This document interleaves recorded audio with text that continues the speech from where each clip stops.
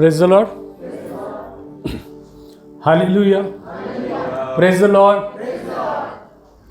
उत्तम अशी आराधना झाली ना. उत्तम नवे गीत गाऊन आपण परमेश्वराची भक्ती केलेली आहे. आणि जसं सध्याला आपण बघत आहे की ज्या पद्धतीने आपण पवित्र शास्त्र अभ्यास करत आहोत त्याच्यामध्ये आपला देव राजांचा राजा, महान आणि सर्व शक्तिमान कसा आहे हेच आपण प्रदर्शित करत आहोत. आणि या गाण्याचे बोल सगळे तसेच होते. तुम्ही नुसते त्या बोलाच्या जे शब्द होते ना ते जरी नुसते समजून घेतले तरी त्याला आदर दिल्यासारखं होईल. तो राजांचा राजा आहे आणि तो इथं उपस्थित आहे. किती मोठं भाग्य आपलं, हो की नाही. आपण सगळ्यांचे वेगवेगळे टायटल्स आहेत, हो ना. कोणीतरी जॉबला आहे, कोणी व्यवसाय करत आहे, कोणी काहीच करत नसतील तरी घरात एक टायटल आहे तुम्हाला. कोणीतरी आई आहे, कोणीतरी बहीण आहे, कोणी भाऊ आहे, कोणी वडील आहेत, कोणी दीर आहे, कोणी काका आहे, कोणी मामा आहे. तुमचे वेगवेगळे टायटल्स, जबाबदाऱ्या आहेत. पण तुमच्या सगळ्या जबाबदाऱ्या किती मोठ्या आहेत, लहान आहेत हे तुमच्या परीने तुम्हाला माहिती आहेत. पण ते सगळे सोडून आपण जेव्हा परमेश्वराच्या उपस्थितीत येतो ना, तो परमेश्वर देखील स्वर्ग सोडून सगळ्या सृष्टीचा निर्माण करता तो इथं उपस्थित राहतो. तो तुमची भेट घेण्यासाठी येतो, तो तुमचे विचार ऐकण्यासाठी येतो, तुमचे प्रेयर्स, तुमचे निवेदन घेण्यासाठी येतो आणि त्याची उत्तरं सोबत असतात त्याच्या. तुम्हाला माहिती आहे का, पंतप्रधान जेव्हा जिथे कुठे जातो ना तर त्यावेळेस सगळं ऑफिस त्याच्यासोबत असल्यासारखं आहे. तुमची समस्या समजा पोलीस इन्स्पेक्टरकडे सॉल्व्ह होणार असेल किंवा कमिशनर लेवलपर्यंतची तुमची एक कामाची समस्या दूर होणारी गोष्ट असेल, पण ज्यावेळेस तुम्ही पंतप्रधानाला भेटता ना त्यावेळेस त्या सगळ्यांचा प्रमुख तो असतो. तो जेव्हा तुमच्या समोर असतो त्यावेळेस संपूर्ण राष्ट्राचा प्रतिनिधी तुमच्या समोर असतो. तो जेव्हा बोलतो तेव्हा संपूर्ण म्हणजे पूर्ण राष्ट्र हलतं. ते काम व्हायला पाहिजे. पंतप्रधानाला आवश्यकता नाही आहे की तो इथं एक सोलापुरात एक ऑफिस ठेवावं, पंढरपुरात एक ऑफिस ठेवावं, लातूरमध्ये एक ऑफिस ठेवावं. काही गरज नाही. तो जिथं जातो त्याचे ऑफिस बेरर्स त्याच्यासोबत असतात. तो तिथं ऑर्डर देतो आणि राष्ट्रामध्ये कामाला सुरुवात होते.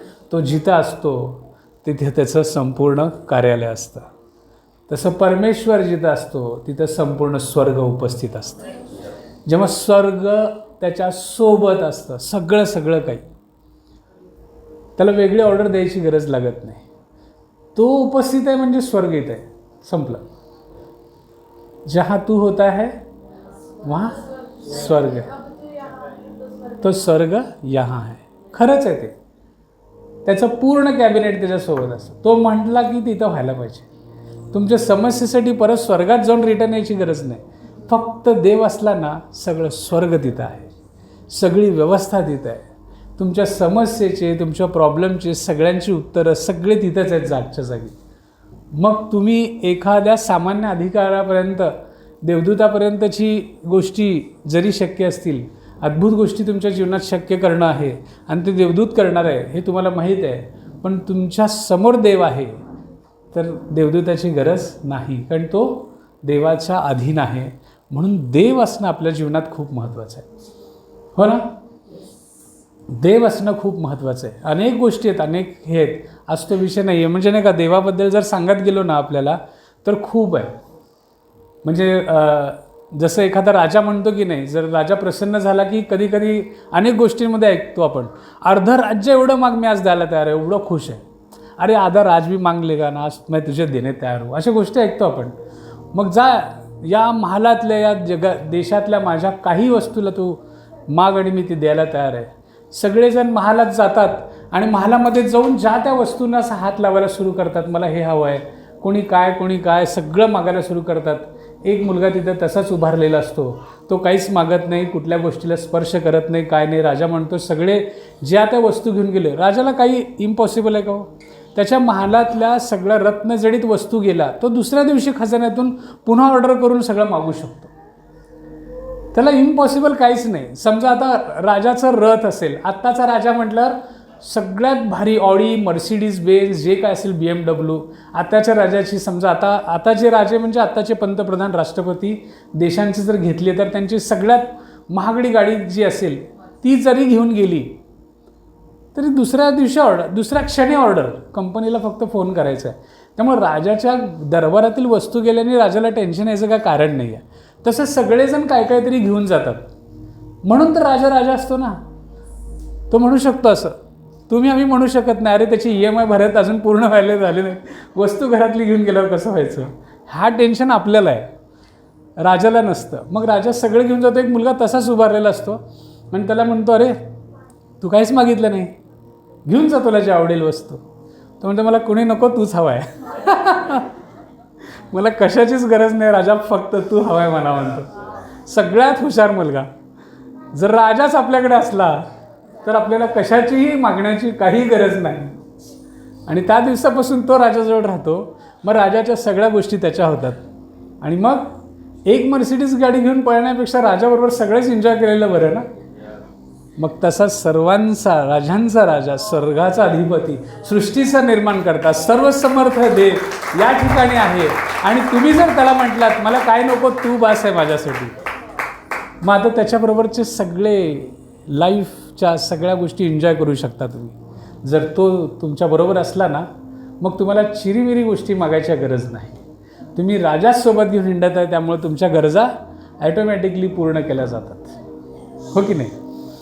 तर तो राजा आहे जो स्वर्ग सोडून तुमच्या हृदयात वसतो. त्यामुळे पृथ्वी तलावर ज्यावेळेस तुम्ही चालू लागता ना, ते सगळ्या गोष्टी तुमच्या का बरं ऐकल्या जातात, तुम्ही केलेल्या प्रार्थनेचं उत्तर का मिळतं, तुमची एवढी महिमा या जगामध्ये का होत आहे, कारण तुम्हाला कळत नाही तुम्ही राजाला घेऊन हिंडताय. ती सगळं त्याला बघून सृष्टीक्रम हलत आहे. तुम्हाला वाटतं की तुमचंच गौरव आहे. नाही, ते त्याचं गौरव यानो, जे त्याला घेऊन हिंडल्यामुळं तुमच्या गोष्टी अशाच होऊन जातात, सहज शक्य होऊन जातात. लोकाला इम्पॉसिबल वाटतात, पण विश्वासणाऱ्यासाठी नथिंग इज इम्पॉसिबल, हो की नाही. विश्वास धरणारा काही अशक्य आहे का? मी नाही सांगत, वचन सांगतं आहे, काहीच अशक्य नाही.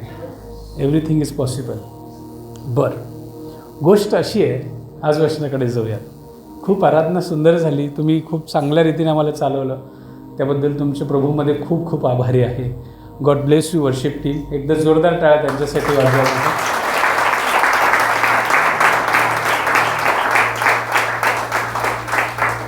तो महिमेचा राजा, राजांचा राजा या ठिकाणी उपस्थित आहे.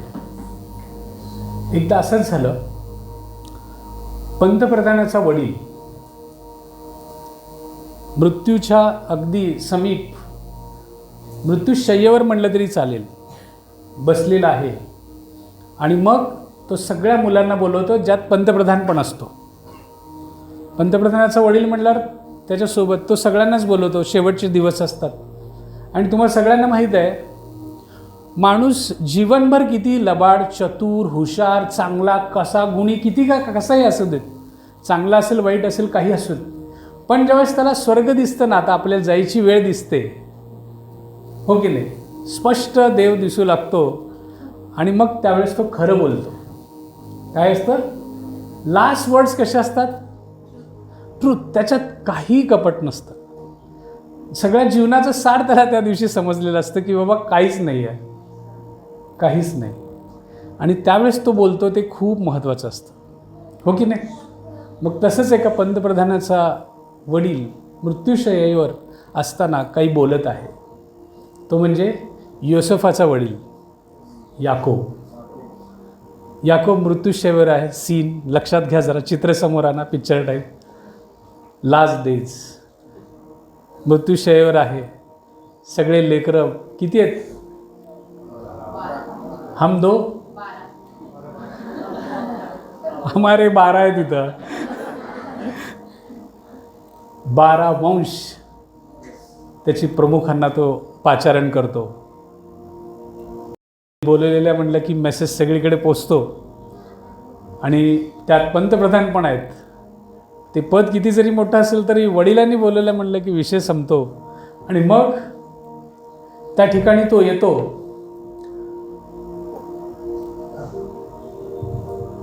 थँक्यू. लक्षात येते का? अनेक मुलांपैकी आता पंतप्रधान एक झालेला आहे. अनेक मुलांपैकी आता बापासमोर तसलं काय नसतंय, सगळे उभारलेले आहेत आणि आता तो प्रत्येकाबद्दल बोलत आहे. ते आशीर्वाद आहेत, ते भविष्यवाणी आहे त्यांच्या आणि संपूर्ण राष्ट्राबद्दल तो बोलत आहे. म्हणजे किती महत्त्वाचे शब्द आहेत. आपण निश्चितपणे त्या प्रत्येकाबद्दल जे जे बोललं आहे ना त्याच्यावर कसं भविष्य आहे स्टील आत्तापर्यंत त्याचं म्हणजे काम होत आहे. अजून पण इतकं महत्त्वाचे शब्द त्याच्यात दडलेले आहेत, ते रहस्य आपण बघत. पण आज त्याच्यातून फक्त एका मुलाबद्दल जेव्हा तो बोलत आहे आणि त्याच्यातून आज देव आपल्या राजांचा राजा काय बोलत आहे ते आपण बघूयात. ते म्हणजे उत्पत्तीचं 49वा अध्याय 22 ते 26 आपण आजच्या मननासाठी घेऊयात. जेनेसिस 49:22-26. उत्पत्ती 49, 22 ते 26. वाचा कोणीतरी.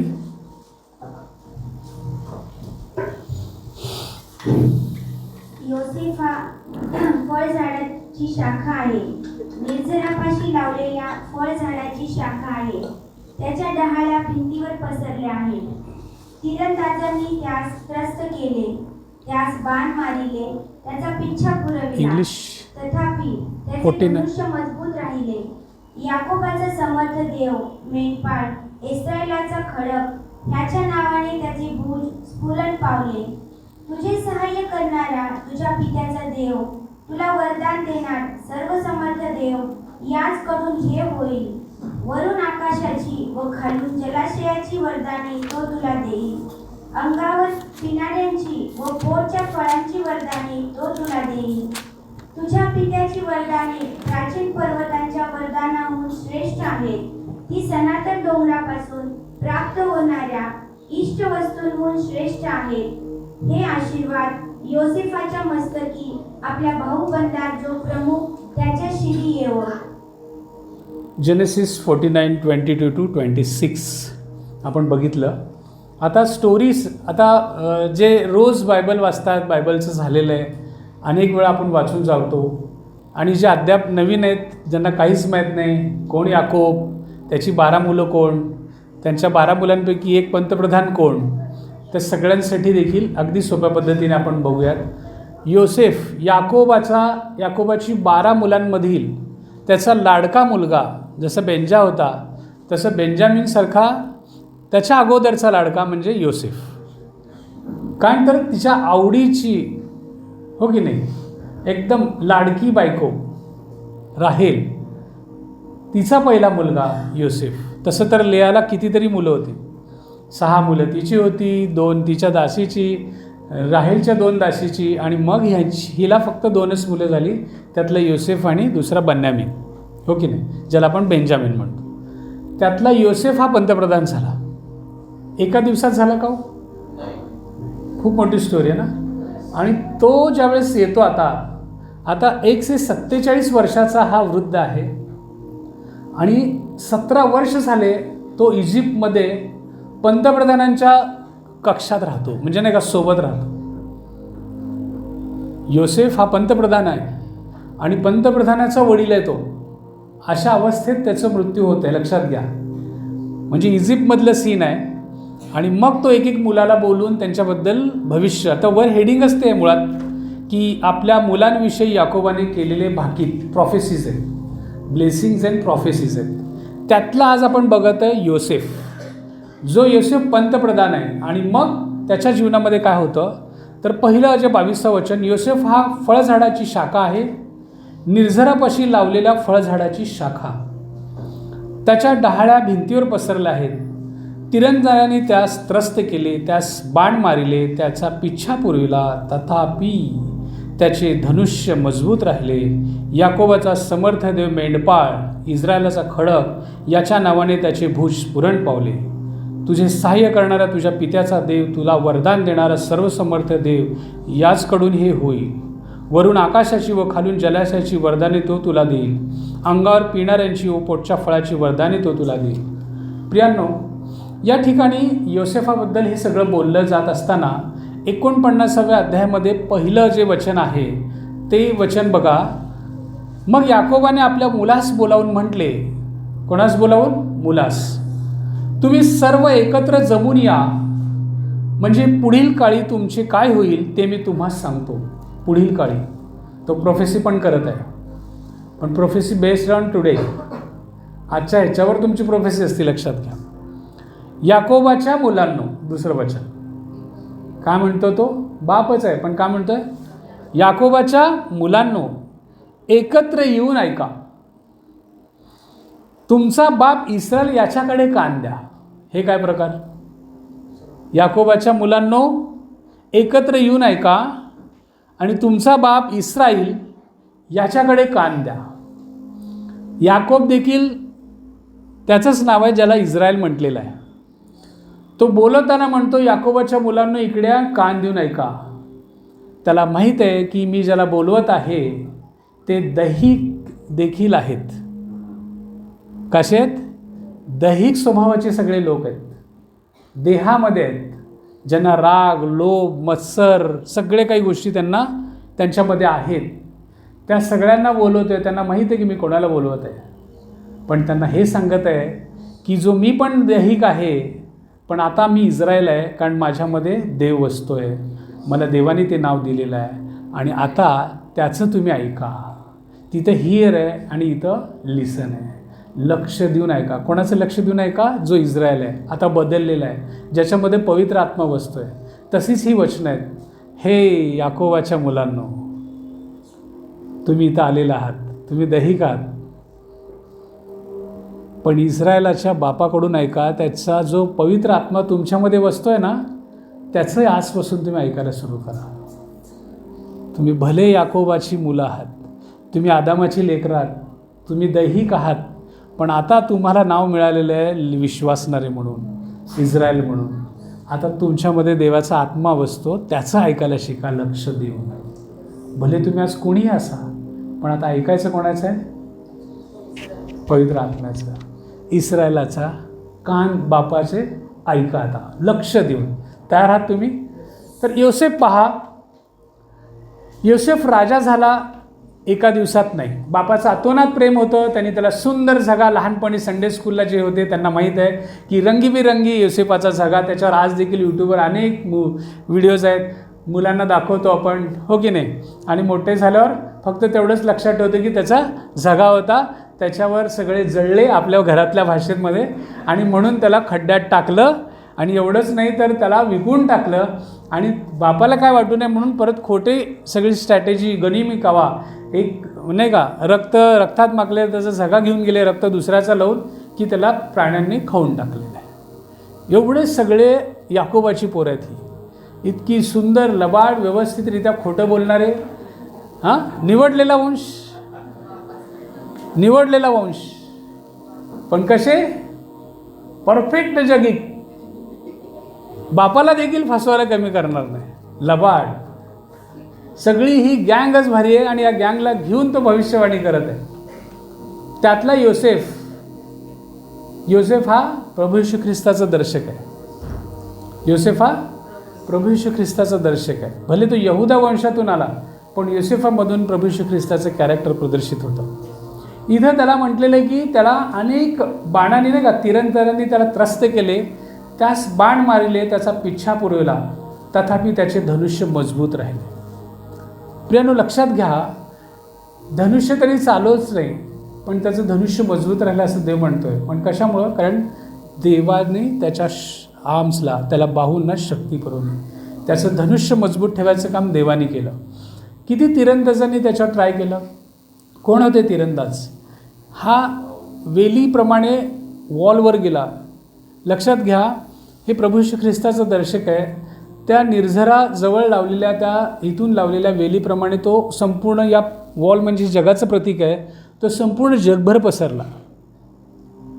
पण हे पसरत असताना कोणी, सगळ्या तिरंदाजांनी, तिरंदाज काय करतात? तो त्यांची पद्धत आहे की लपून काही ठराविक अंतरावर त्याच्या बाणाच्या टप्प्यात आला की त्याला तीर मारू शकतो आपण.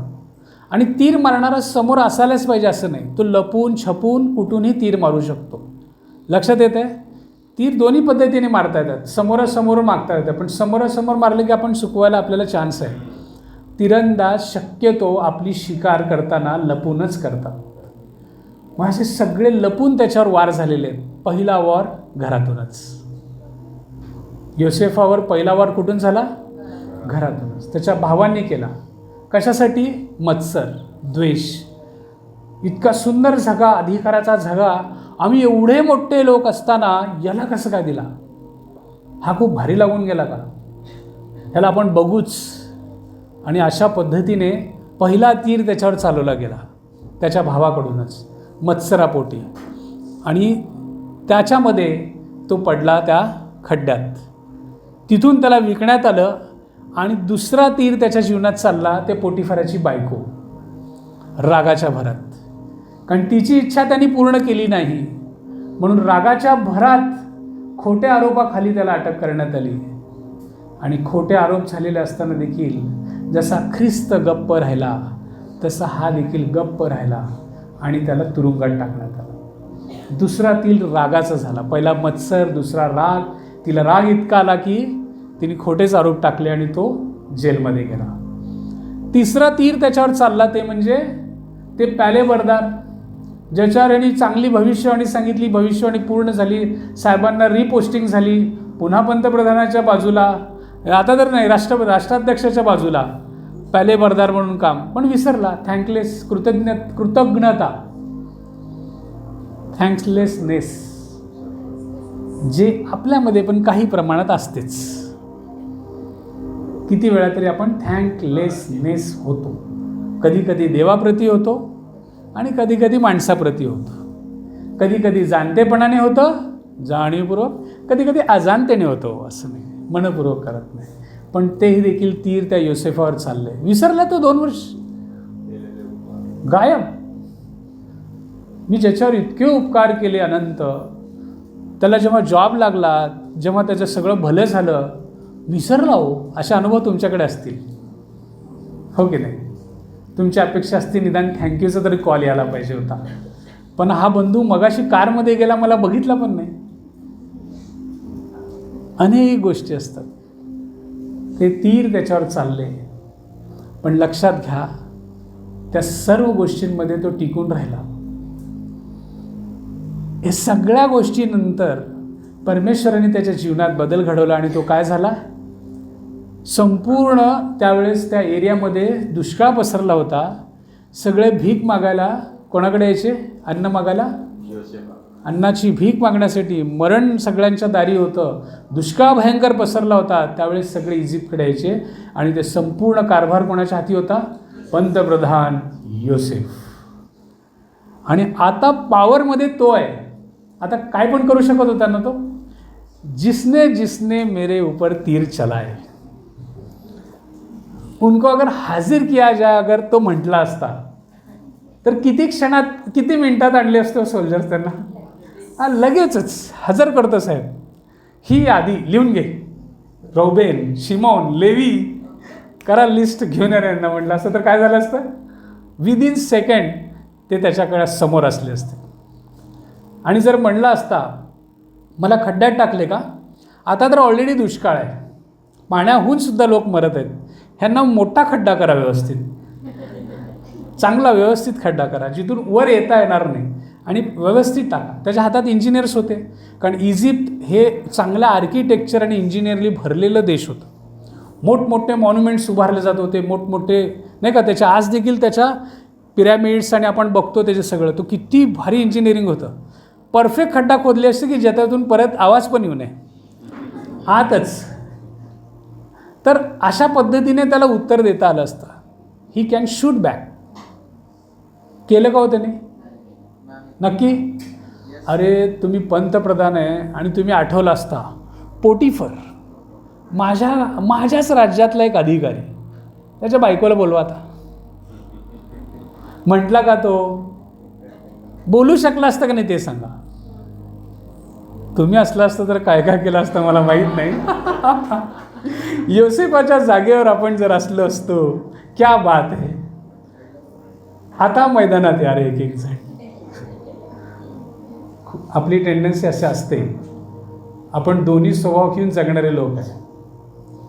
लक्षात येते? अब आएगा मजा म्हणणारे पण लोक असतात. कारण देव जेव्हा समृद्ध करतो त्यावेळेस तुम्ही योसेफासारखे वागता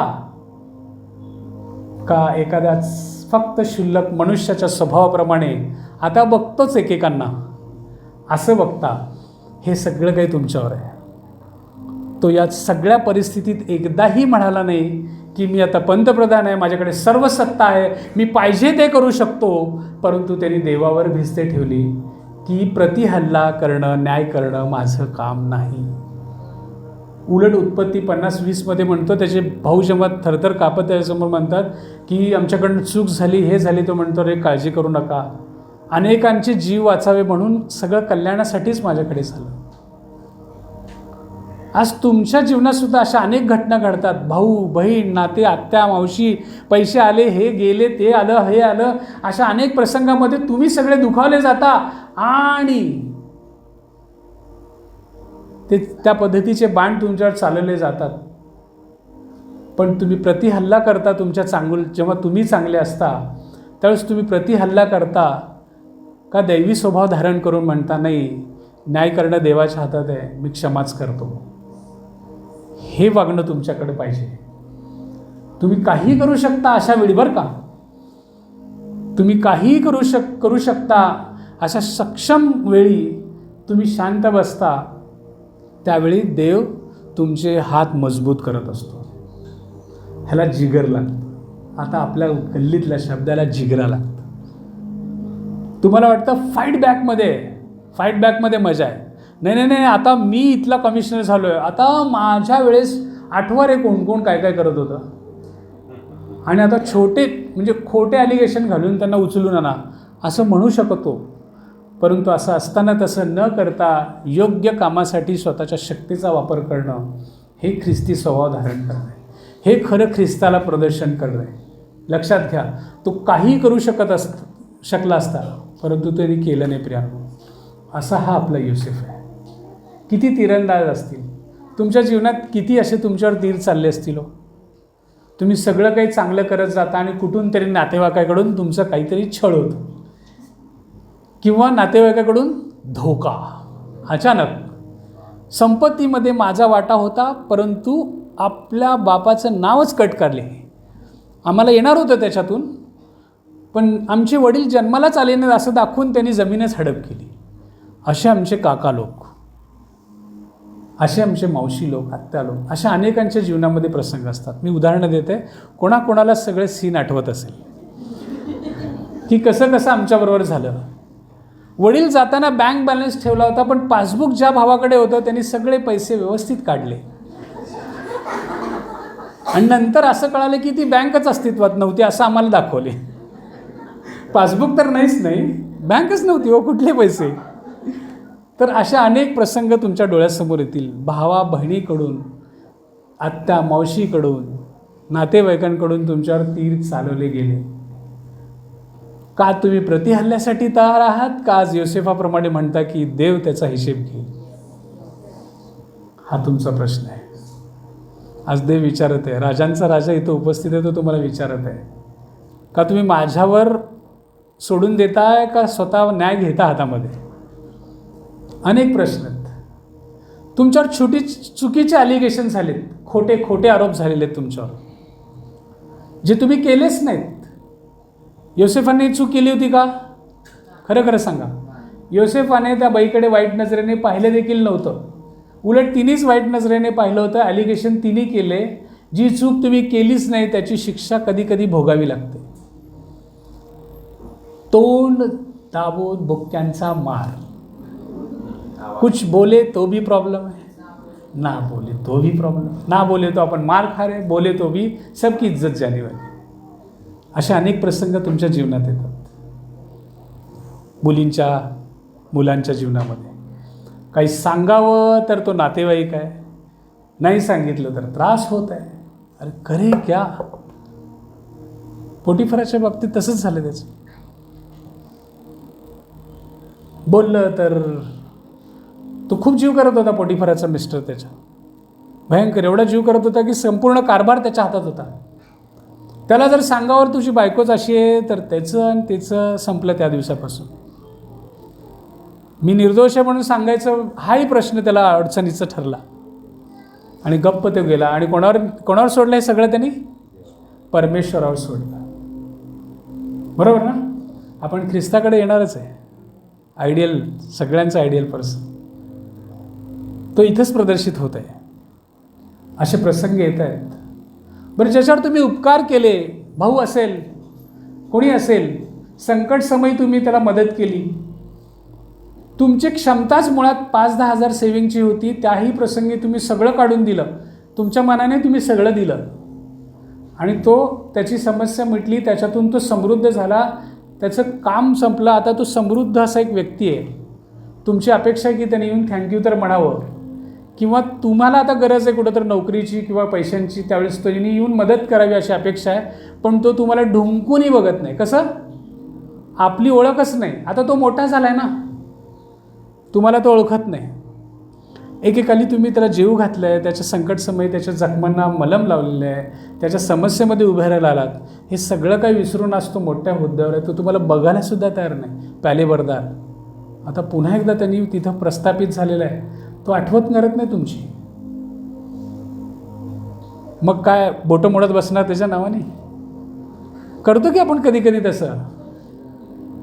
आठवा जरा, खूप भारी भारी ॲक्शन करतो आपण.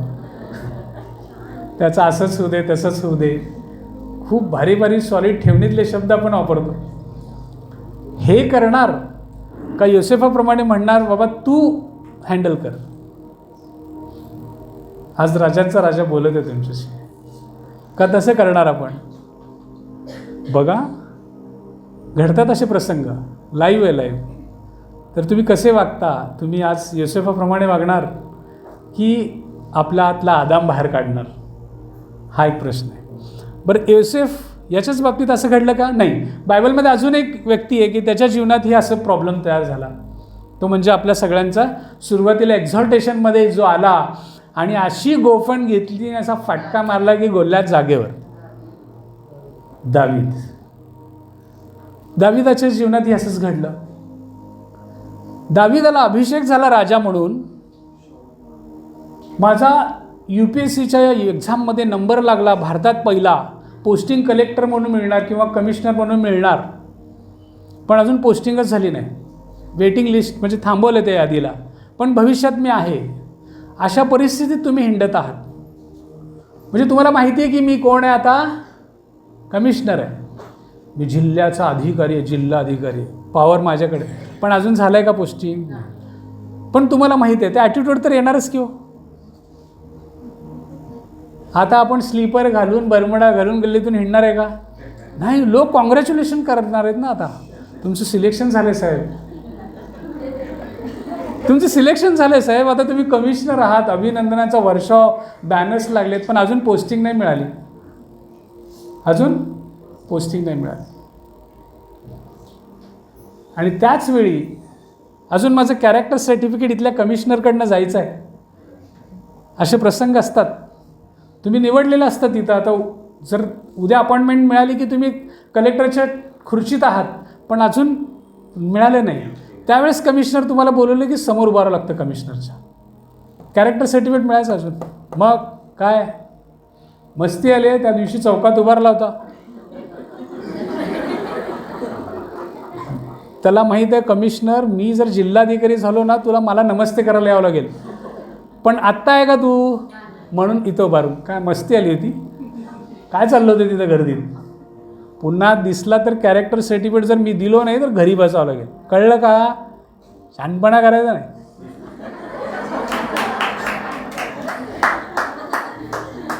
कसं राहता रे तुम्ही तेव्हा?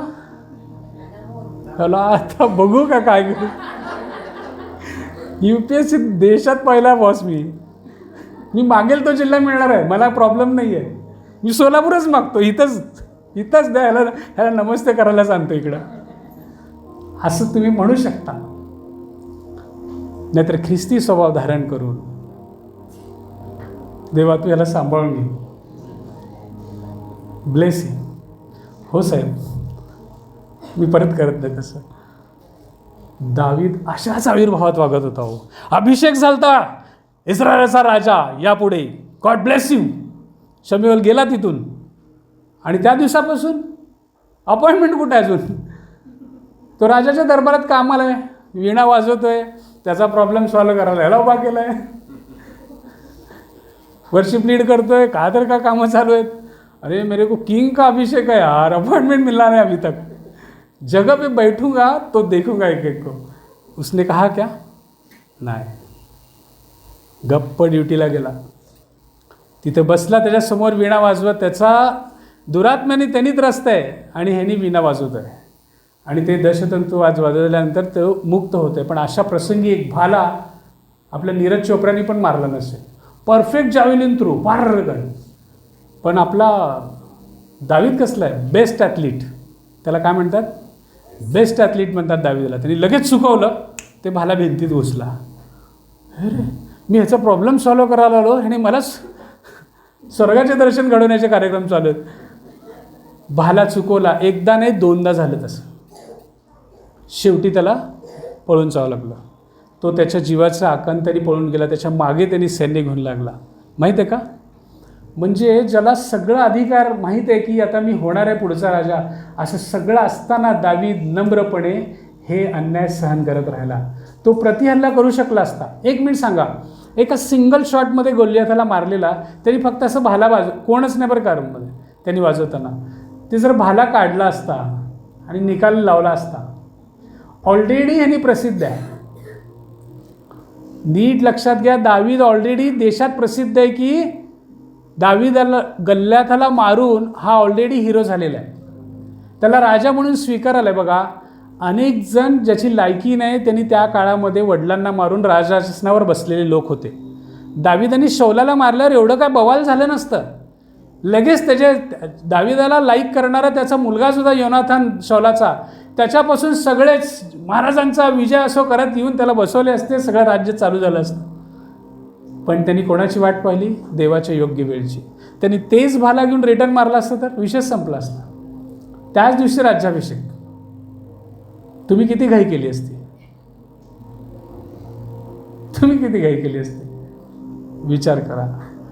सहनशीलता, प्रतिहल्ला चढवणं ते सोपं आहे का त्याच्याहून अवघड गोष्ट आहे, परंतु ते करणं गरजेचं आहे की देवा तुझ्यावर मी अवलंबून राहतो. प्रसंग असा आला की दुसरे शम्युएल आपण बघतो 5वं आणि 10वं वचन जर तुम्ही वाचलात घरी जाऊन, तर एक त्या ठिकाणी असे प्रसंग आहे की एक वेळी पहिले शम्युएल 24वा अध्याय 5 आणि 10 वचन, ज्याच्यामध्ये तिथं तो पश्चाताप व्यक्त करत आहे दावीद. कशासाठी? एक प्रसंगी असा आला की 3000 सैनिक घेऊन दावीदाच्या मागे शौल आहे. त्याच्या राजपदाचा गैरवापर चालू आहे. दावीदाला मारण्यासाठी 3000 लोकांचं सैन्य घेऊन तो मागे लागला आहे. आणि एक प्रसंग ह्या भटकंतीत असं होतो की एका गुहेत तो झोपलेला असताना दावीदाला हिंट मिळते. बॉस, दावीदाचे हेर कसलेत?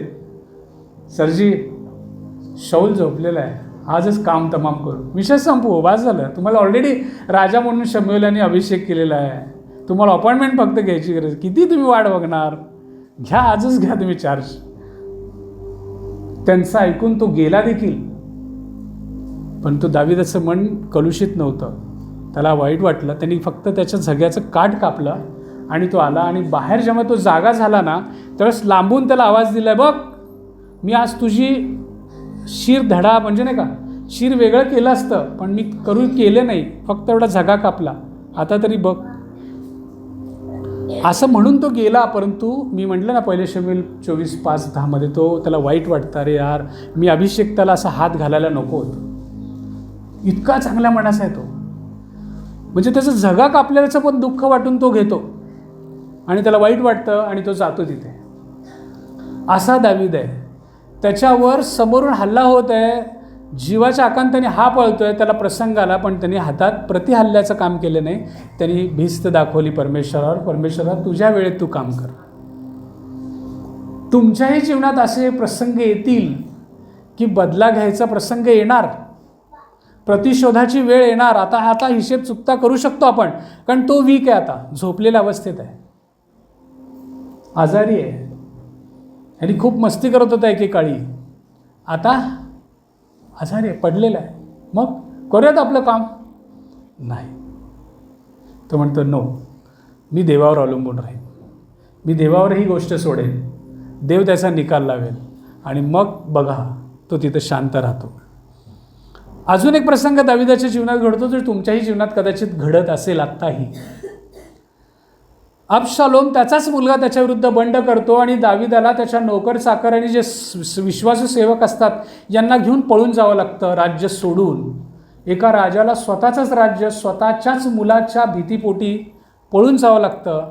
आणि तो ज्यावेळेस पळून गेलेल्या अवस्थेमध्ये फिरत असताना आपण बघतो 2 शमूएल 16व्या अध्यायामध्ये तिथे एक शिमी नावाचा जो माणूस आहे शौलाच्या वंशातला, तर तो, कारण शौलाला माहिनी मारलेलं नसतं पण शौलावर प्रेम करणारा असतो, शौलाच्या वंशातला असतो, तो दाविदाला बघून संतापतो. आणि आता दावीद राजपदावर नाही आहे, त्याचा मुलगा झाला आहे, तर त्याला शिव्याशाप द्यायला सुरू करतो तो. हां, तुझं वाटोळं होणारच रे, तू काय केलं चांगलं, तू रक्तपात केलेला आहे, युद्ध केलेलं आहे, तू आमच्या शौलाला देखील तुझ्यामुळेच मरावं लागलं, तुझं असंच होणार, बघ तुझा मुलगाच तुला काढला, वगैरे वगैरे वगैरे. तुमच्या वाईट परिस्थितीत हे अशी कानावर आलंय का हो तुमच्या? बघा किती करता तुम्ही देवाचं देव देव देव करत बसता. त्याच्यासाठी आमच्याकडं कधीच तुम्ही ढुंकून बघितले नाही, असं केलं तसं केलं. आता तुमच्यावर वाईट परिस्थिती, हे भोग आहेत, भोग आता. तुमच्या कठीण प्रसंगी तुम्हाला बोलणारे अनेक जण सापडतील, शिव्या शाप देणारे सापडतील, बॅक बायटिंग. ऑफिसेस आठव, ऑफिस, कार्यालय, शाळा, मागे तुमचा उद्धार करणारे लोक असतात. आपला असा उद्धार नाही, वेगळ्या पद्धतीने म्हणा लागलो, तुमच्या नावावर खडे फोडणारे लोक असतात मुद्दाम. यांचं काय ऐकता हो, ती काय, ती बाई अशीच आहे, तो माणूस तसाच आहे, वगैरे वगैरे. हे कानावर येत आहे, संताप वाटत नाही? तुम्ही तर खूप करता. बॉस त्याने काय काय शिवी दिला रे, येऊन सांग म्हणतो आपण. एवढंच आपलं लय ठेवणीतले तर. मी जर मागचं माझं आठवलं ना, मी कोण होतो, तुला सांगतो बॉस, मी उतरलो माझ्या ह्याच्यावर.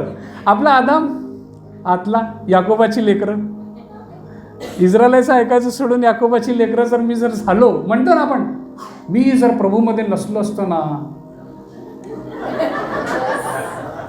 बॉस, ह्यानी काय थांबला असता आपल्यासमोर.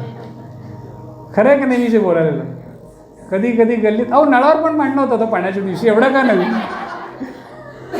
आणि ठेवणीतले काही काही शब्द आपल्याबद्दल बोलले जातात तेव्हा आपल्याला असा उफाळून येत आहे. पण त्यावेळेस तुम्ही देवाच्या आत्म्याचं ऐकता की तुमच्या आदामाच्या रक्त खळतं आणि तुम्ही मग येता जागेवर जुन्या पद्धतीने? हे सगळं काही त्यावेळच्या क्षणावर अवलंबून आहे. दावीद आज तुमच्याशी त्या कॅरेक्टरद्वारे देव बोलत आहे की जर तुमच्यावर आज देखील असे प्रसंग येत असतील की तुमचा दोष काहीच नाही, गतजीवनावर आधारित तुम्हाला आजच्या परिस्थितीवर, तुमच्या नाही का लाजीरवाण्या परिस्थितीवर आज खूप जण बोलत आहेत, तुमची गरिबी असेल, तुमची थट्टा करत असतील, तर तुम्ही कधीही तसा स्वभाव पुन्हा आणू नका की मी जर ते असलो असतो ना यांना दाखवलं असतं, असं अजिबात म्हणायची गरज नाही प्रियांनो. तुम्ही प्रतिहल्लाच थांबवा, तुम्ही देवावर अवलंबून राहा. दावीद काय म्हणतो माहिती आहे का? तुम्ही वाचायचं का 2 शमूएल 16वा अध्याय 10 ते 12 बघा काय म्हणतोय. त्याचं इतकं समर्पक उत्तर आहे, तुम्ही ते ऐकून म्हणाल वाव, ये ऐसा चाहिए. 2 शमूएल 16 10-12. राजा म्हणाला, हळूहळू वाचा एकदम. राजा म्हणाला, सरूयाच्या पुत्रांनो, मला तुमच्याशी काय करावयाचे आहे? सरूयाचे पुत्र म्हणजे कोण? आता दीपक नीट आहे का? आता म्हणजे सरूयाचे पुत्र म्हणजे काय? तुला कोणतरी काय बोललं म्हणून तुझ्या सोबतचे मित्र, अरे यांना बघतोच, तो म्हणतो हे शिमी एवढा बोंबला लागलाय, अरे तू राजा आहे बॉस, मी तुमच्याबरोबर पळून आलेले. ते सगळे सैनिक काय म्हणतात, महाराज तुम्ही आज्ञा द्या, ह्याचा शिर धडा वेगळा करतो. ऑलरेडी तलवारी आहेत त्यांच्याकडं, he is a king only, फक्त पळून आलेले आहेत तिकडून, त्याच्यासोबत त्याचे सैनिक आहेत, सगळं काही त्याचं लवाजमा सोबत आहे. आणि असं असताना समोरून शिवीगाळ चालू दावीदाला, हे तुझं असंच होणार रे, तू तसाच आहे रे, वगैरे वगैरे मस्त शिवीगाळ चालू आहे. त्यावेळेस तो सैनिक म्हणतो महाराज आज्ञा करा, ह्याला पुढचा शब्द बोलायला पण वेळ मिळणार नाही, मुंडी हातात जागेवरच. तर त्यावेळेस दावीद काय म्हणतो बघा, आलं का लक्षात? तुम्हाला कोण तर काय बोललं, मी सहज दीपकचं नाव घेतलं कारण का आपले दोस्त असतात, काय बोललं तर आपण उभारू शकतो. थांब रे दीपक, तू सक्तच थांब, सांग फक्त, मी उभारतोच. पण त्यावेळेस जसं दाविदाचं उत्तर आहे तसं दीपक तुझं, माझं, ह्यांचं, सगळ्यांचं मुगी दीपकचं नाव घेतलं म्हणजे लगेच भेटू नका त्याला की तुझं काय झालं होतं का मॅटर भाऊ. तर त्याचं, आणि मी माझं पण म्हणतो आहे, आणि इथं मेहता ब्रदरचं पण म्हणतो आहे, तुमचंही म्हणतो आहे, तुमच्या जीवनात असे प्रसंग आले की तुम्ही राईट आहात, तुमच्यासोबत गँग आहे, चांगलं तुम्ही उत्तर देऊ शकत आहात, आता तुमची चांगली ओळख असलेली लोक सोबत आहेत, तुम्ही एका हुद्द्यावर आहात. अशा वेळी जर तुम्हाला कोणी काही बोललं तर ते लोकसुद्धा तुमच्या बाजूने उभे राहू शकतात. फॉर एक्झाम्पल सांगू का आत्ताचं, फॉर एक्झाम्पल साधं, आपल्या अनिल भाऊला चर्चा बाहेर कोणीतरी काय तर म्हटलं, एवढे लोक उभारणार का नाही त्याच्या बाजूनी? काय झालं रे म्हणून तरी जरा विचारायला जाणार का नाही आपण? एक दोघं म्हणतील, पण गौरव वगैरे सगळं हाताच्या घड्या बिड्या घालून, पास्टर सांगा तुम्ही फक्त,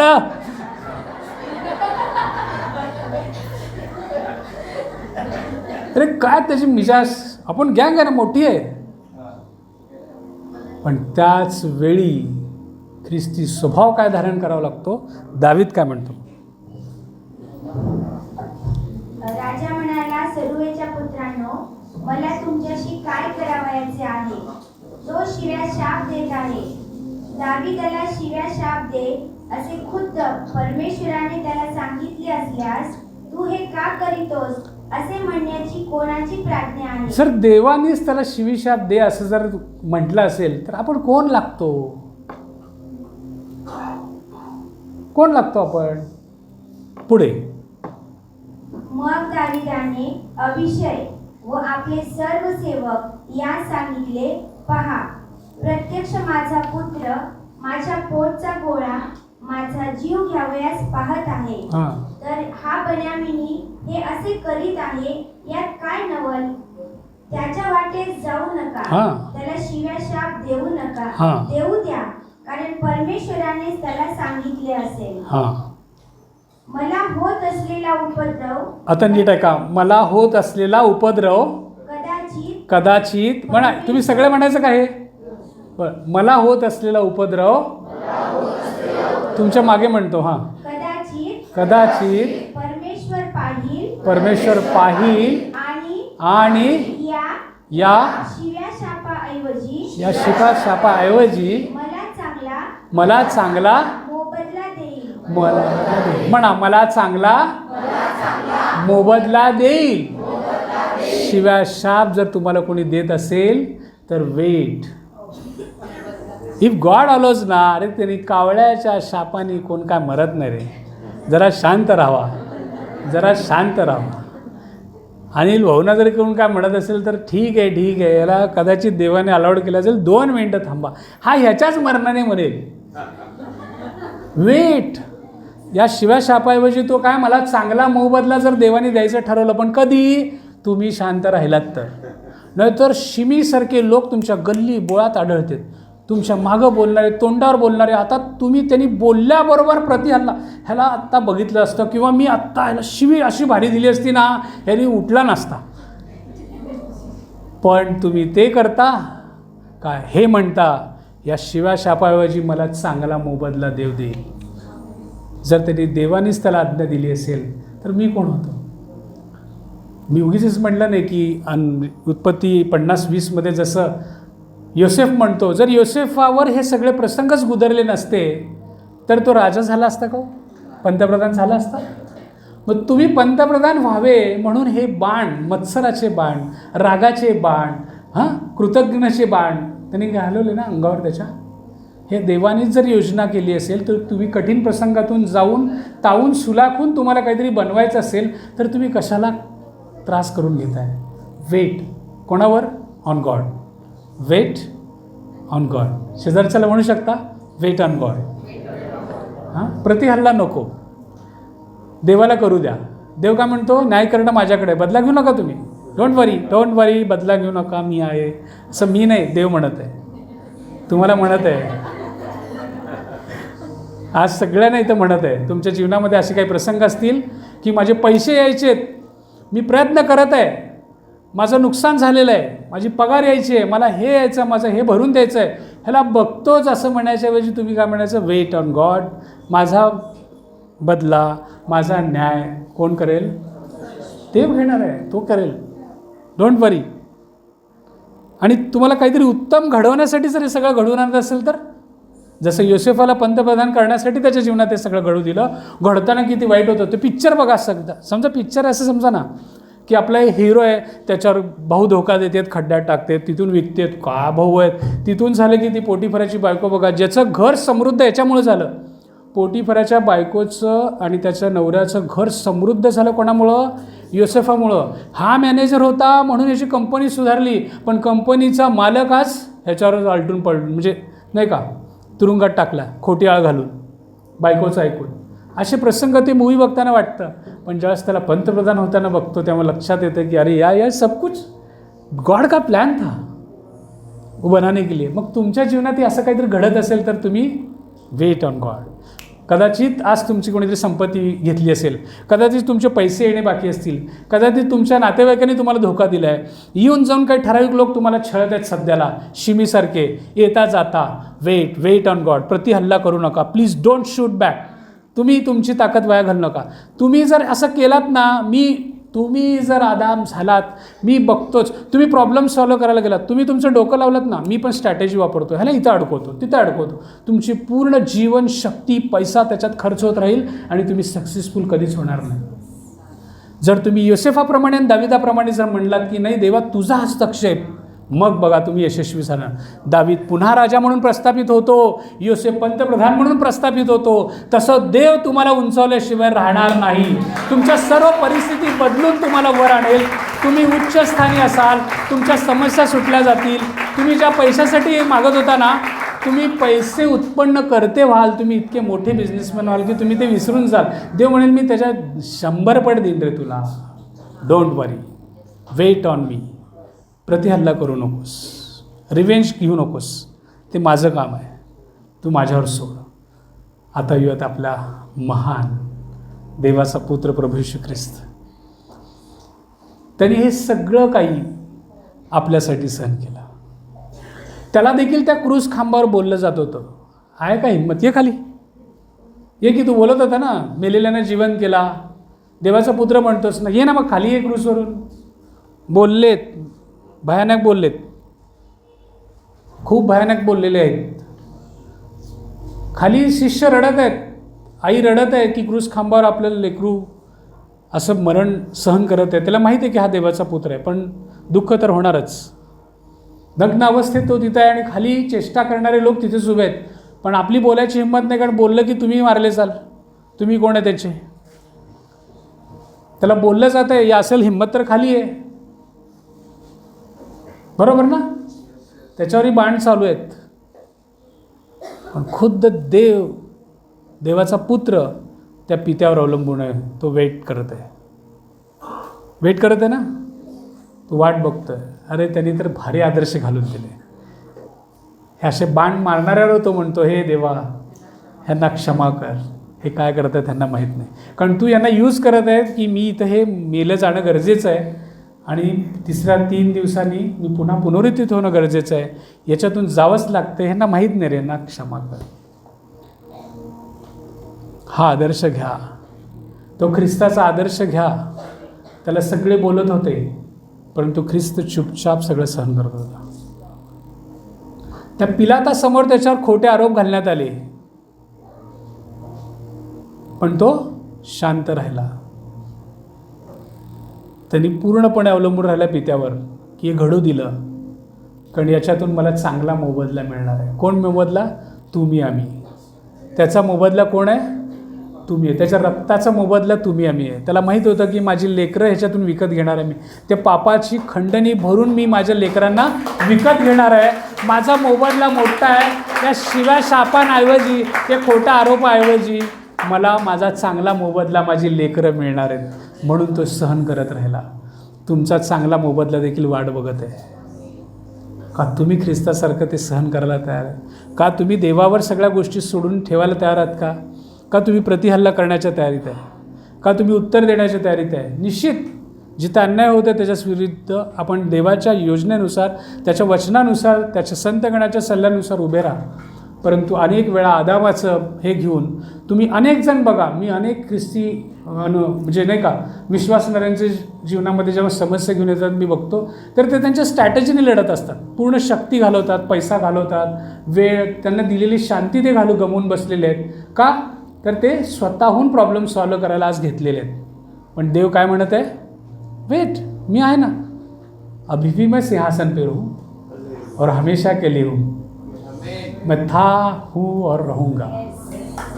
ना मुझे मैं कोई आदि भी मैं हूँ, अंत भी मैं हूँ. मेरी कभी शुरुआत ही नहीं हुई थी तो अंत का समय ही नहीं. ऐसा मैं खुदा हूँ. So don't worry, I am with you. तो राजांचा राजा सिंहासन सोडून आज तुमच्याशी या वचनांकरवी योसेफ, दावीद आणि स्वतःच्या जीवनातून तुमच्याशी आज बोलत आहे की का तुम्ही प्रतिहल्ला करणार, का देवावर विसंबून राहणार. का ते सकाळच्या एक्झॉल्टेशनमधले वाक्य आपण परत एकदा वाचायचे, जे हेच सांगत आहे की तुमचे विचार असे असू द्यात जे तुमच्या तोंडातून येतील.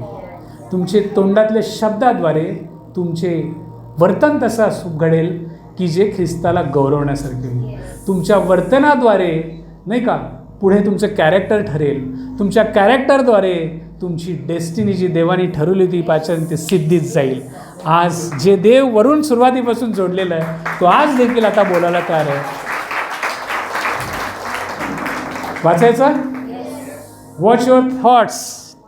तुम्ही खालचं वाचायचं, मी वरचं वाचेन.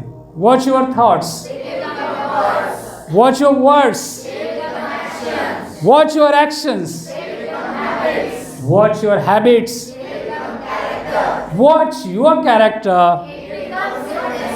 यस, खरं आहे की नाही? या जोरदार टाळ्या वाजूयात आपण. जोरदार जोरदार. तो पहले अपने विचारों को बदलिए. स्टार्टिंग वहाँ से है. अपनी सोच बदलने के लिए आज खुदा आपसे बात कर रहा है. आप उसका काम अपने हाथ में मत लो. किसी का न्याय करना है, किसी का प्रतिशोध लेना है, तो वो सभी बातें किसके हाथ में? खुदा के हाथ में. पर उसका काम आप मत लो, उसको उसका काम करने दो. आपको जो कहा है वो कीजिए, बस उसकी भक्ति कीजिए, उसके वचनों पे चलिए. वो है आपके साथ हमेशा चलते हुए. हर समस्या दूर करने की ताकत उसमें है. अगर आप पंत प्रधान के साथ हो, आप उस खुदा मसीह के साथ हो, तो आपको किसी बात की चिंता करने की ज़रूरत नहीं, क्योंकि हर समस्या का हल तो वही है. So God bless you all.